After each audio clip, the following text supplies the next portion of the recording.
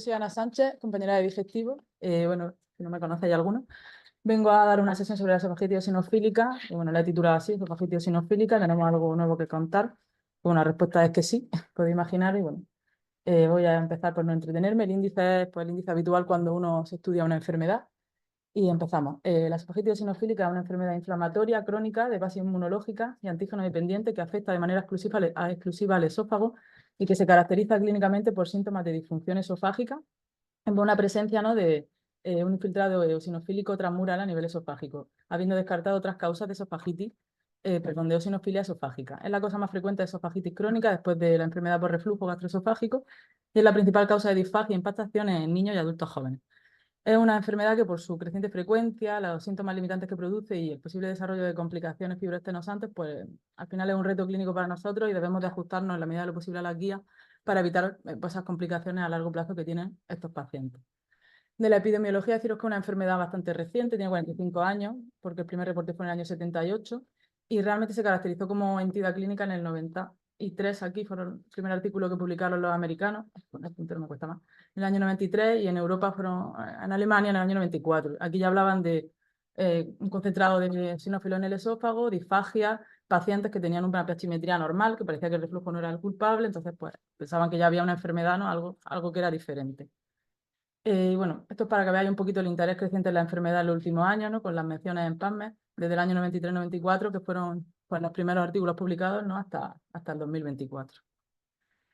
Bueno, se está dando un aumento progresivo en la incidencia, en la prevalencia de esta enfermedad, sobre todo porque se está empezando a estudiar más, pero bueno, se está viendo, hemos pasado desde que antes del año 2021 había menos de 15 casos por 100.000 habitantes, y a partir de 2017 el aumento se ha visto exponencial hasta más de 60, incluso en países como España, Estados Unidos, Suecia, más de 100 casos por 100.000 habitantes. Esto significa que antes esta enfermedad se consideraba rara, porque tenía menos de 50 casos por 100.000 habitantes, y ahora pues, en muchos países ya no se puede catalogar de enfermedad rara. Aunque bueno, hablan de que tiene una epidemiología de iceberg, esto pasa en muchas enfermedades, nosotros vemos lo que hay por fuera del agua, pero quedan muchos pacientes sin diagnosticar, sobre todo porque son pacientes que necesitan, en primer lugar, que ellos cuando empiezan a tener disfagia van modificando las conductas, empiezan a cambiar su forma de comer y al final no consultan, se acostumbran a beberse 1,5 litros de agua cada vez que comen, y también que se necesita una endoscopia con biopsias para diagnosticarla, entonces pacientes que no tengan acceso a eso, pues no los diagnosticaremos.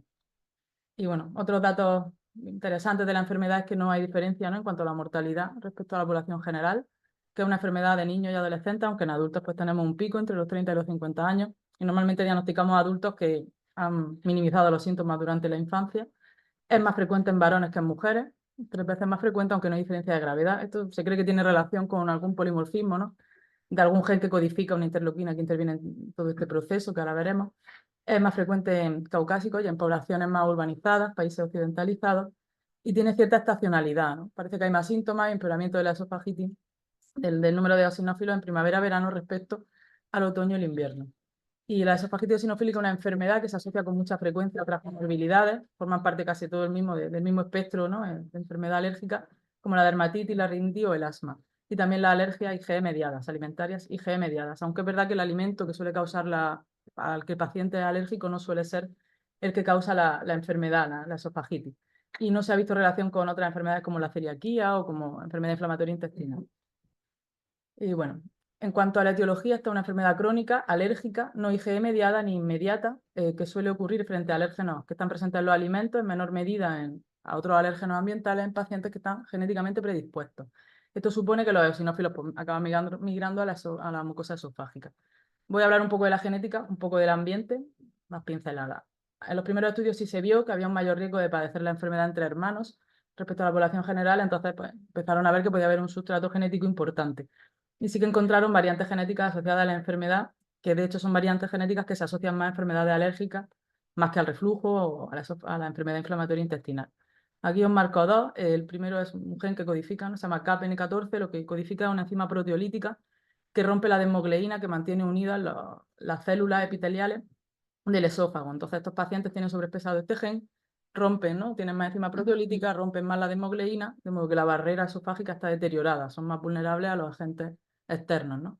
Y otro importante, otro gen es este, TSLP, que es el gen que codifica una linfopoyetina estromal tímica. Esto es una citoquina que interviene, ¿no?, en todo el proceso inflamatorio, en toda la respuesta inmune, y que en estos pacientes está sobreexpresada. Y parece que esta linfopoyetina es la que puede explicar un poco la predilección de la enfermedad por los varones. Y sin embargo, aunque sí que parece que la genética no tiene su papel, sí que se ha estudiado, este estudio fue muy importante, en 2014, que fue en familia y en gemelos, eh, que vio que realmente la heredabilidad de la enfermedad, la proporción que explican los genes no era tanta y que realmente eran los factores ambientales los que más contribuían a la enfermedad. De hecho, aunque la enfermedad se agrupa en familias, este estudio vio que gran parte de la agrupación se atribuía al entorno familiar común y no tanto a la carga genética. Es decir, había familias que un padre con esofagitis, aunque los hijos tuvieran riesgos, que la madre también podía acabar desarrollando. Eso era una cosa anecdótica, pero bueno, se vio, puede acabar teniendo un poco más por el ambiente común, alimentación, etcétera.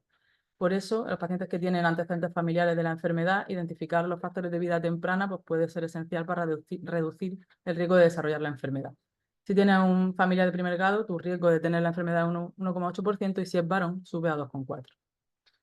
Pero bueno, el ambiente al final parece que es lo más importante y dentro de eso son los alérgenos alimentarios, ¿no? Los principales desencadenantes parece. De hecho, se considera un tipo de alergia alimentaria, ¿no? Pues por eso, pues porque se asocia con otras enfermedades, porque suelen remitir los síntomas al quitar el alimento y si lo volvemos a poner, de modo que podemos pensar que estos pacientes, ¿no? La incidencia está subiendo, por eso, ¿no? Se habla de la teoría de la higiene, ¿no? Que ambientes hiperhigiénicos que tenemos actualmente durante la infancia dificulta la maduración del sistema inmune y hacen que tengan más riesgo de enfermedades alérgicas, pues entre ellas la esofagitis.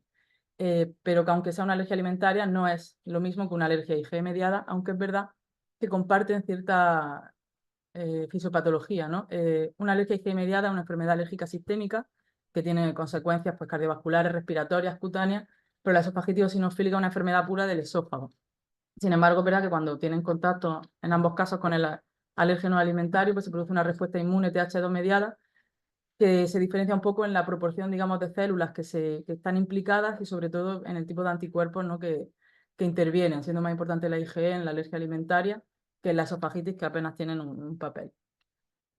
Y un poco de los aeroalérgenos, de los alérgenos que inhalamos. A día de hoy no hay evidencia en la literatura que hable un poco de cuál es el papel, aunque sea, mejor como pasa en el asma, ¿no? que el alérgeno inhalado sea el culpable, pero sí que parece que algo tiene que ver, porque habéis visto que sí que hay cierta estacionalidad, los pacientes se ponen peor en primavera y en verano, aquellos que tienen alergia ambiental, entonces parece que algo influye. Aquí os traigo dos artículos, este de la izquierda que de 2001 lo que hacían era echarle suero, ¿no? con antígenos de las Aspergillus fumigatus a ratones, se lo daban vía oral, vía intragástrica y vía intranasal, y lo comparaban con placebo, que era suero normal, y vieron que estos son el número de eosinófilos en el esófago, que aquellos que se los daban intranasal sí que aumentaba el número de eosinófilos en el esófago, ¿no? Pues orientando un poco a que la inhalación de esto pues, podía tener relación con un empeoramiento de los eosinófilos en el esófago.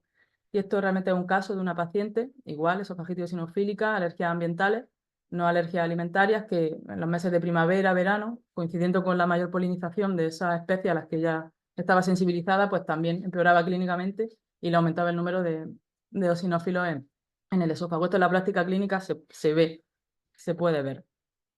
Y bueno, otros factores de riesgo que se sugieren, aunque no están establecidos, pues el alcohol, tabaco, la infección por el pylori o en la infancia, pues el uso de antibióticos, haber nacido por cesárea o la lactancia materna no exclusiva. Pero bueno, esto todavía no está confirmado. A ver. En cuanto a la patogenia, pincelada rápida, que sepáis que cualquier eosinófilo en el esófago se debe considerar patológico. No pasa igual en el resto del tubo digestivo, donde un poco de manera creciente, de arriba abajo, podemos ir aceptando un mayor número de eosinófilos que consideramos fisiológicos.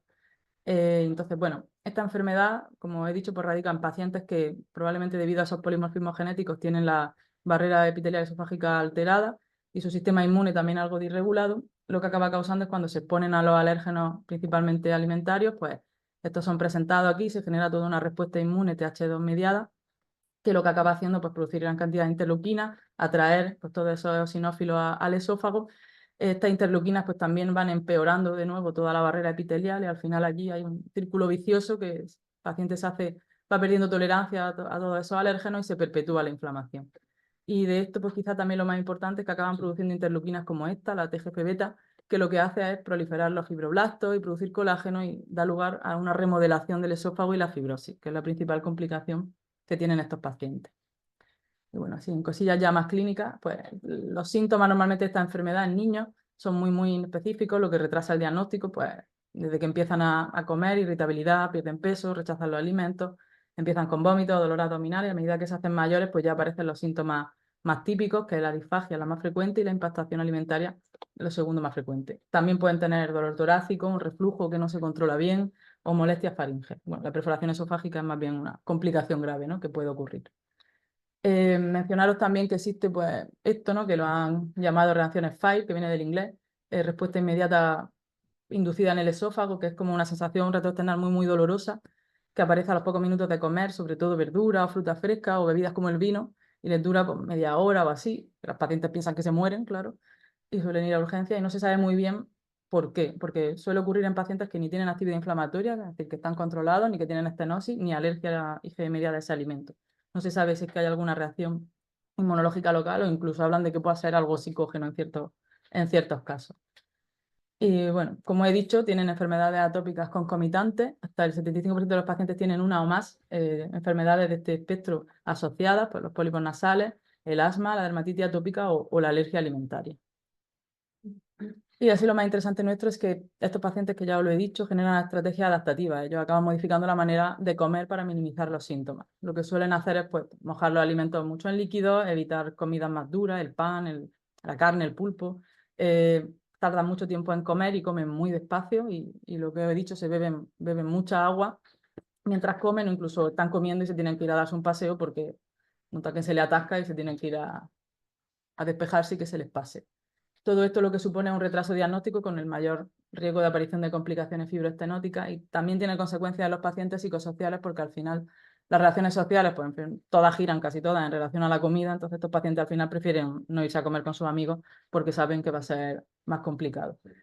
Y bueno, interesante para todos vosotros es que como esta enfermedad pues, se puede asociar a otro espectro de enfermedades alérgicas, sí que resulta interesante que los especialistas que vean pues, al asmático, a la alergia alimentaria, que vean a la dermatitis atópica, le pregunten de vez en cuando por esos síntomas, porque el paciente muchas veces ni lo va a contar, para él va a ser normal beberse 1,5 litros de agua comiendo y no comer carne. Entonces, bueno, se puede ir preguntando, orientándolo. Y os daréis cuenta que tenéis bastantes pacientes que al final tienen una esofagitis eosinofílica. Y bueno, en cuanto al diagnóstico, pues principalmente pues, hace falta la sospecha clínica porque encontrar eosinófilos en el esófago sin una sospecha clínica pues no es suficiente. Habrá que hacer la endoscopia, que hasta en un 30% de los casos puede llegar a ser normal o describirse como normal. Y hace falta pues, la histología, tomar biopsia. A día de hoy ni tenemos biomarcadores en la sangre, ni tenemos pruebas no invasivas que nos permitan hacer el diagnóstico de otra manera diferente que hacer una endoscopia y tomar biopsia. Entonces, bueno, como ya he dicho, la endoscopia, si yo veo la endoscopia y veo datos clínicos sugestivos, tengo que tomar la biopsia para confirmarlo porque hay mala correlación endoscópico-histológica. Y lo dicho, si la veo normal, pero yo tengo una sospecha clínica altísima, tengo que coger biopsias igual, porque puede ser que tenga la enfermedad aunque la endoscopia sea normal. Esto que os traigo aquí es un score, se llama EREF. Estas son las siglas en inglés de lo que solemos ver, de edema, ring, anillos, exudados, surcos y estenosis, que es un score que hicieron los americanos en 2013 para intentar homogeneizarnos y reducir ese número que después lo vieron en algún estudio posterior, que si estandarizaban la manera de describir los informes, reducían el número de endoscopias que se describían como normales. Pero bueno, seguía habiendo un porcentaje que parecía que eran normales. Esto en Europa se usa muy poco, pero a mí me va a servir para poneros ahora alguna foto, ¿no?, para que veáis cómo se ve el esófago y entendáis que los pacientes suelen tener dos fenotipos, o muy inflamatorio, exudado, edema, surco, o estenosante, ¿no?, o fibroestenosante, anillo y estenosis. Entonces, bueno, el edema es esto, no sé si se ve, aquí está un esófago normal, que se ven pues los vasos así un poquito ahí está iluminado, el edema pues que no se ve, ¿no?, está un poco inflamada la mucosa y nosotros no somos capaces de ver los vasos. Los anillos, que es lo más típico de la enfermedad, el aspecto traquealizado que se suele decir, pues son estas imágenes de anillos fijos, en mayor o menor gravedad. Diferenciarlo de esto, que es la felinización. Nosotros cuando hacemos una endoscopia, sobre todo a pacientes con reflujo y metemos el tubo, a veces simplemente de la insuflación y del aire se genera esa imagen, pero esto se llama felinización, porque si nos quedamos en el esófago un poco insuflando, desaparece. Y hay que diferenciarlo. A lo mejor veis un informe y veis esta foto que justo la hemos echado ahí y pensáis que el paciente tiene una esofagitis y no, puede verse esa imagen y que sea transitoria. En la esofagitis tienen que estar fijos los anillos. Luego tenemos exudados blanquecinos, que son estos así como son plaquitas pequeñas de pus, que pueden parecer cándidas, pero realmente no se desprenden, se diferencian bien. Y los surcos, así que casi lo más característico, líneas así longitudinales que bajan hacia todo el esófago. Y luego la estenosis, ¿no?, reducción del diámetro, que a veces no nos deja pasar el endoscopio. y fuera de esta escala, pero bueno, que sepáis que la mucosa de estos pacientes es muy, muy, muy friable y por eso, pues bueno, tiene mucho más riesgo de que le hagamos nosotros daño durante la endoscopia o incluso que se perforen hasta de manera espontánea. Si pasa esto para adelante, aquí. En cuanto a las biopsias, esta enfermedad tiene una afectación parcheada, es decir, no se focaliza en ninguna zona del esófago, es difusa, entonces hay que coger múltiples biopsias. Esto sí se sabe, que la sensibilidad del diagnóstico histológico pasa de un 55% si yo cojo una biopsia a casi el 100% si cojo más de 5. Entonces nos dicen que cojamos 6 o más en 2 tramos diferentes. Siempre es mejor si cogemos zonas que tengan afectación endoscópica. Y bueno, que sepáis que hay que suspender los IVP, no está claro cuánto, se recomienda varias semanas, 3 semanas antes, porque puede dar un falso negativo en esta endoscopia. Esto os lo digo porque como tanta gente toma omeprazol, pues si tenéis la sospecha clínica y lo toma pues porque está anticoagulado, porque toma muchas pastillas, pues quitárselo porque al final la endoscopia pierde valor. Y que tomar biopsias gástricas y duodenales, pensando en que pueda ser una gastroenteritis eosinofílica, no hay que hacerlo obligatoriamente, porque realmente la esofagitis es una enfermedad pura del esófago. Si tú tienes sospecha de que pueda tener algo más o que tiene diarrea asociada a otros síntomas y tú le quieres coger biopsia, pues sí. Pero que FETEN, si los síntomas son muy esofágicos, no es obligatorio. Y bueno, esto ya lo he dicho, que si la sospecha clínica es alta y aunque la endoscopia sea normal, cojas biopsia. Entonces, el diagnóstico histológico se hace con hematocilina eosina, no se necesita nada más, y se da por la presencia de más de 15 eosinófilos por campo de gran aumento o más de 60 por milímetro cúbico. Existen otros datos histológicos que os traigo aquí que sugieren el diagnóstico, como microaccesos de eosinófilos, desgranulación de eosinófilos, hiperplasia de las células de la capa basal, etc. De hecho, han creado un sistema de puntuación que se llama así, esofagitis eosinofílica histology scoring system, que hace el patólogo, aunque un poco laborioso y es verdad que no se suele hacer, pero bueno, van dando una puntuación a estos 8 ítems y al final te dan una escala de 0 al 1. Cuando más se acerque al 1, pues más severo o más extensa será la afectación. Pero bueno, me servía para deciros los otros aspectos. Y podéis preguntaros si no ha dicho que cualquier eosinófilo en el esófago es patológico, ¿no? ¿Por qué son 15? Pues esto lo han hecho porque interesa diferenciar la esofagitis eosinofílica primaria de aquellas causas secundarias de tener eosinófilos en el esófago, como es el reflujo. El reflujo, que es una enfermedad muy prevalente, sí que en aquellos casos más severos puedes encontrar eosinófilos si tomas biopsias del esófago. Pero sí se sabe que suelen ser en menor número, menor de 15, y que no hay otros datos como estos. Entonces, bueno, para no estar diagnosticando la esofagitis eosinofílica a los montones de reflujos que hay, se ha subido el rasero de la esofagitis al menos a 15 eosinófilos por campo de gran aumento. Y bueno, esto de las complicaciones es simplemente deciros que hay pacientes que están en remisión histológica, que no tienen estenosis y aún así ellos tienen disfagia, se encuentran mal, ¿no? Y es que estos pacientes, claro, si van haciendo a la larga fibrosis subepitelial, pues pueden tener trastornos motores.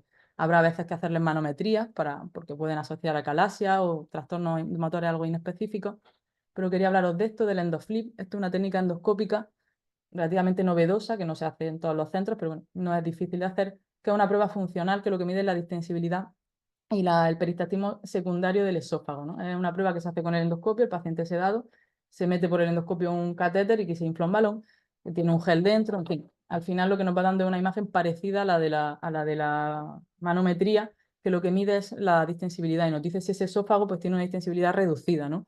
Que obviamente se piensa que es porque hay una fibrosis crónica mayor. Estos pacientes que tengan esta prueba, ¿no? Que salga patológica, tienen mayor riesgo de impactaciones y son pacientes que incluso tenemos indicación de dilatarlos, aunque no haya una estenosis pura, porque su clínica sabemos que al dilatarlos rompemos la fibrosis y van a mejorar. Y bueno, como ya he dicho, considero que estos pacientes pues sí que a veces necesitan una atención multidisciplinar. Nuestra guía a nosotros nos dicen que vayamos, ¿no?, buscando, cuando los vemos en la consulta, si tienen asma, dermatitis, que le vayamos preguntando por otros síntomas atópicos, de modo que considero que otros pacientes que vean a pacientes con otras enfermedades atópicas, pues deberían de intentar indagar sobre la esofagitis eosinofílica. Y a veces, pues debido sobre todo a los nuevos tratamientos, pues a veces tendremos que tomar decisiones compartidas en cuanto al tratamiento. De la evolución natural, pues deciros, como ya he repetido varias veces, que es una enfermedad progresiva, que si tú no la tratas en el momento que tiene toda la inflamación, a lo largo de los años va a desencadenar complicaciones fibroestenóticas. De hecho, sí que hay cierta evidencia de que si tú tratas desde el punto de vista precoz, pones tratamiento antiinflamatorio, pues va a evitar complicaciones a largo plazo. Por eso el principal factor pronóstico de la progresión a la fibrosis es el retraso diagnóstico, es decir, el tiempo que está el paciente sin diagnosticar y sin tratar.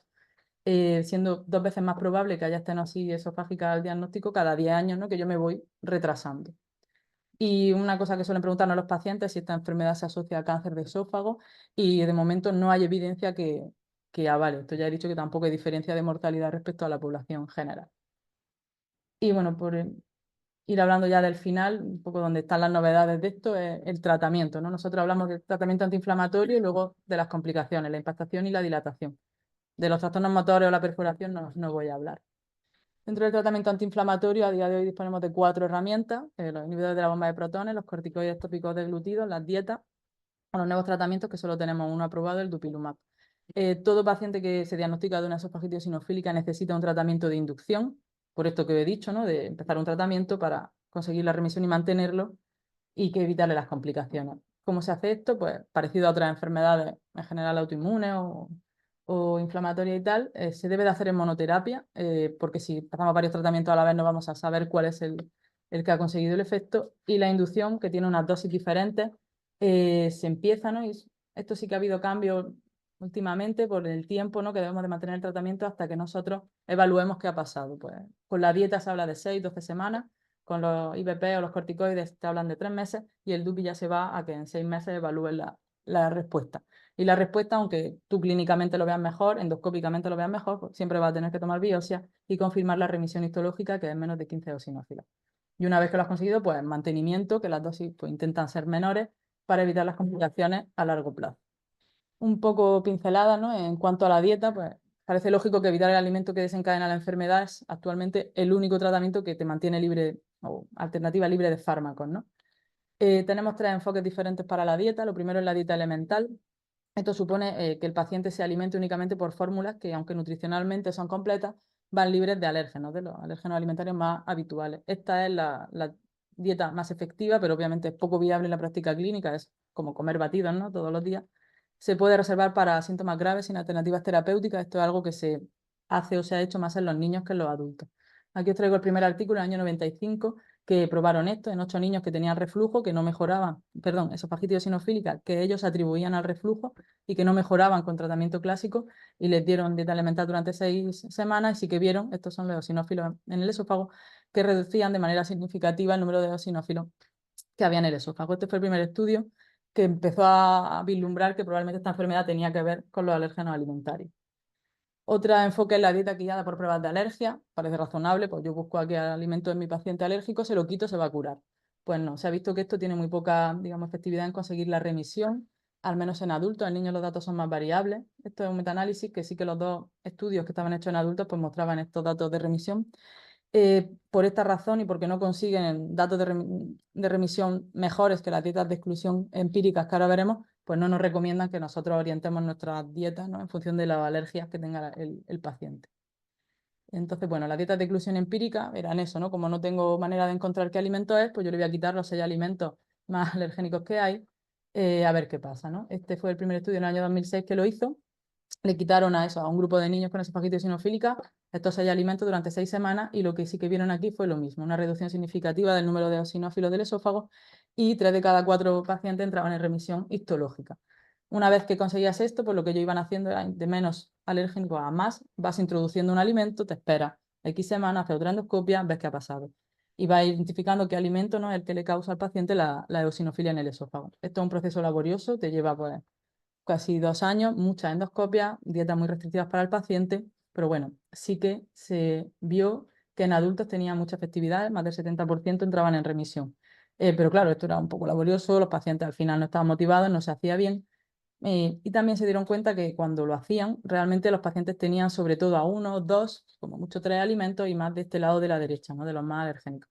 Entonces empezaron a ver enfoques menos restrictivos, y vieron que si tú le quitabas solo la leche animal y el gluten, el paciente el 40% entraba en remisión, ¿no? E incluso aquí, una cosa curiosa, que la práctica clínica es útil, es que los niños, hasta la mitad de los niños, si tú solo le quitas la leche animal, el niño entra en remisión. Entonces, yo he visto muchos niños que ya no lo pasan con 14 años, que el niño va sin leche y se ha curado. Y sin tomar leche animal el niño no necesita nada más.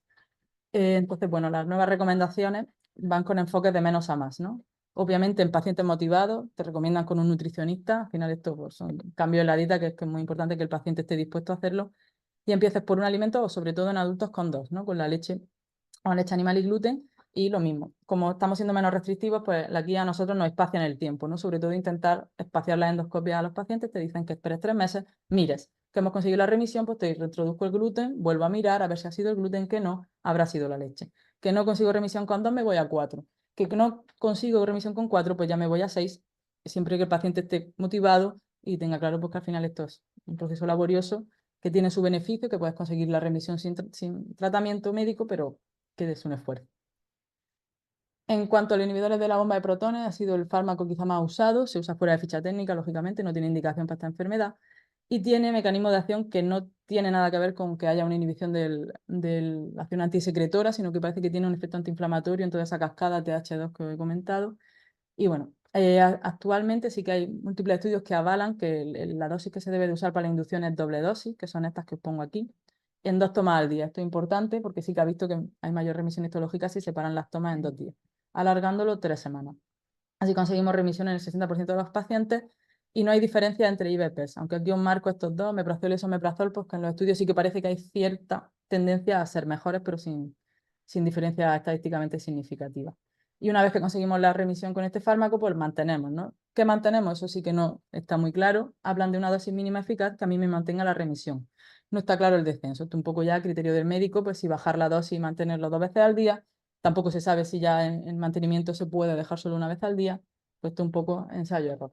Y sí que parece que el 75% de los pacientes que hemos entrado en remisión lo mantienen. Y bueno, deciros que los que tienen un fenotipo ya fibroestenosante al diagnóstico, incluso los que asocian rinoconjuntivitis alérgica, estos pacientes no suelen responder bien al IVP. Y en cuanto a los corticoides tópicos, esto ha sido, digamos, el tratamiento muy efectivo, pero el más gracioso, ¿no? Que tenían que hacer los pacientes. Eh, Estos corticoides tópicos deglutidos también se ha visto que tomándolo 2 veces al día la posología es mejor. Y bueno, también nos hablan de que se mantenga la inducción actualmente 12 semanas y clásicamente los pacientes usaban cosas fuera de ficha técnica como la fluticasona, que era el inhalador, se lo tenían que echar en la boca y hacer así como que se lo tragaban en vez de inhalarlo. Varios puffs, porque encima para conseguir estas dosis tan altas pues se necesitaban varios puffs. O también se habla de la budesonida viscosa. Esto se hacía en fórmula magistral en las farmacias, algunos hospitales lo hacían, sino en farmacias en la calle, y había gente que no lo conseguía y lo que hacían era pues con el Pulmicor, 3 gotas, me echo Esplenda, que es un edulcorante, un poquito de agua y ahora eso me lo tomo, ¿no? Esto era un jaleo para los pacientes y es verdad que eran muy efectivos, muchos conseguían remisión, pero los datos son muy variables porque, claro, no se puede comparar mucho una posología con otra y al final los pacientes se acababan cansando, dejaban de hacerlo, no lo hacían bien. Entonces, bueno, a partir de 2017 ya apareció la primera budesonida orodispersable, pero en España llegó en abril del 23. Se llama así, Forbeza, y esta pues sí tiene unos números muy buenos, una remisión hasta en el 85% de los pacientes, que se mantiene en el 75% de esos pacientes. Y bueno, que sepáis que hay otra, Eohilia, que está aprobada en Estados Unidos, aquí todavía no, y un estudio, el ensayo FLUT en fase 3, que parece que termina en agosto del año que viene, para otro tipo de fluticasona también orodispersable. Los pacientes que toman estos corticoides hay que tener cuidado con la candidiasis oral y esofágica. Realmente es una complicación leve, muchas veces se trata y no necesita ni suspender la budesonida. Y de la insuficiencia suprarrenal deciros que en niños que toman muchos corticoides deglutidos, incluso también si son asmáticos y se tienen que echar inhaladores, sí que hay que tener un poco de cuidado con esa insuficiencia suprarrenal. En adultos no nos recomiendan ni siquiera que la miremos, hombre, salvo que tengamos sospecha clínica, el paciente haya tomado mucho corticoides, no hay que monitorizarlo. Y los nuevos tratamientos, que esto al final es más o menos lo que más ha cambiado. Aquí tenéis un poco el algoritmo dentro de toda la fisiopatología con los anticuerpos, ¿no? Sobre todo los biológicos que se están estudiando, que como veis son biológicos que se usan en otras enfermedades alérgicas y que ya están aprobadas para eso, pero que nosotros solo disponemos de uno aprobado actualmente, que es el dupilumab. El dupilumab es un anticuerpo monoclonal humano, IgG4, que se une a la cadena alfa del receptor IL4, que al final con esa acción pues, bloquea que esta interleuquina IL4 se una a este receptor tipo 1 y que la interleuquina IL13 y IL4 se una al receptor tipo 2. Con este, digamos, doble bloqueo e inhibición de toda esa cascada inflamatoria que generan estas dos interleuquinas, pues se produce, ¿no? un freno de toda esa cascada nuestra, ¿no? de la esofagitis. Este es un poco el estudio que se realizó y que se publicó en 2022 y que permitió aprobar el fármaco. Simplemente deciros que se estudió dosis semanal cada 2 semanas versus placebo. Se vio que cada 2 semanas no era estadísticamente diferente versus placebo. Entonces la posología semanal, que esto es algo diferente a cómo se usa en otras enfermedades. Y bueno, simplemente deciros aquí que siendo muy estrictos, ¿no? Buscando una remisión profunda, menos de 6 eosinófilos, sí que había diferencias estadísticamente significativas en semana 24 y de hecho si nos íbamos a nuestros datos, a lo que nosotros buscamos en la práctica clínica, menos de 15 eosinófilos, pues los números de pacientes, que el recuadro amarillo subía un poquito, incluso si se extendió, porque el estudio luego se extendió, en fin, para no entreteneros, deciros que hasta en este grupo, en la parte B del estudio, el 100% de los pacientes entró en remisión. Y por eso, bueno, se aprobó este fármaco que se empezó a comercializar el año pasado, se aprobó para nuestra enfermedad en niños, bueno, adolescentes mayores de 12 años y adultos. Hace poco lo han aprobado para niños mayores de 1 año y bueno, se pone cada semana, no necesita dosis de carga y pues basándose un poco en el estudio nos recomiendan que hagamos la evaluación con endoscopia a las 24 semanas. Los efectos adversos más típicos pues son leves, pero son en el punto de inyección, molestia, aumento leve del riesgo de infecciones respiratorias y la eosinofilia periférica.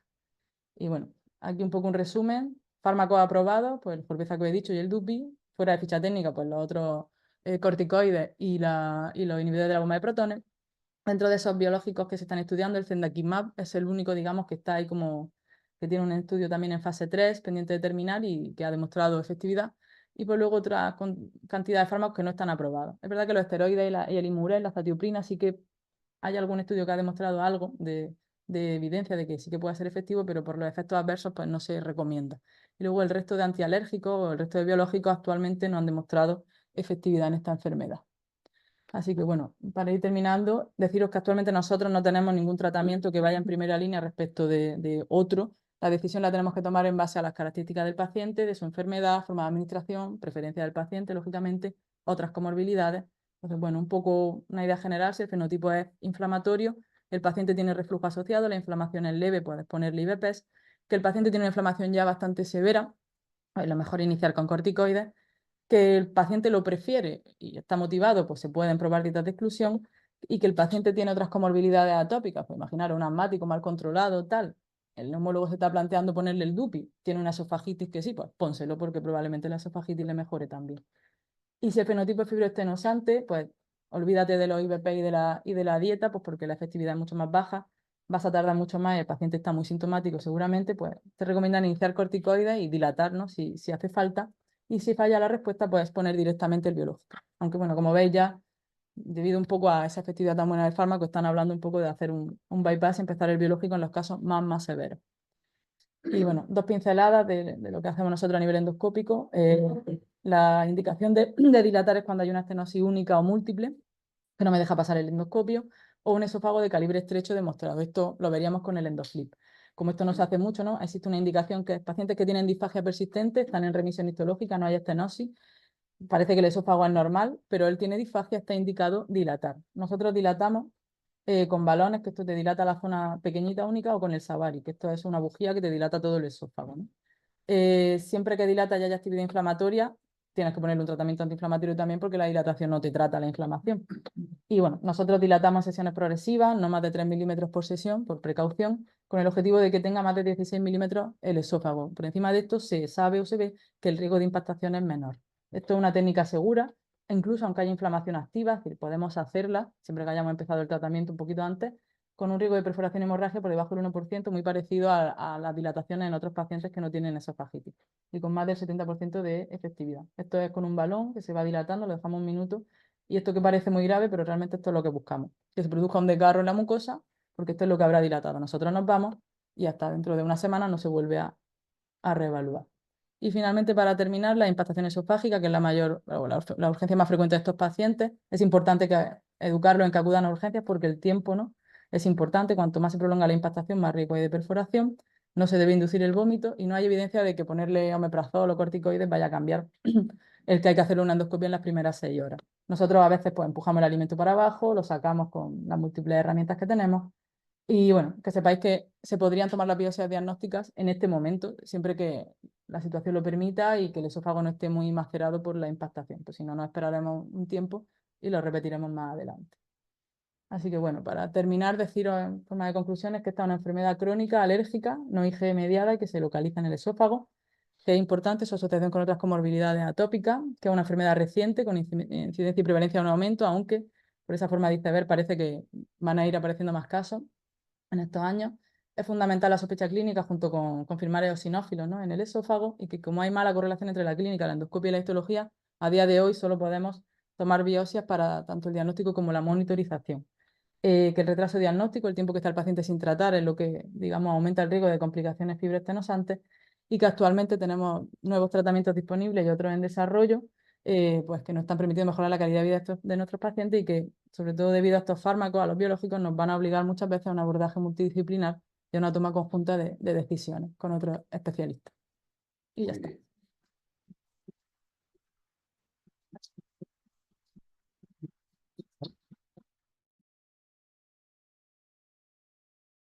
Too late to turn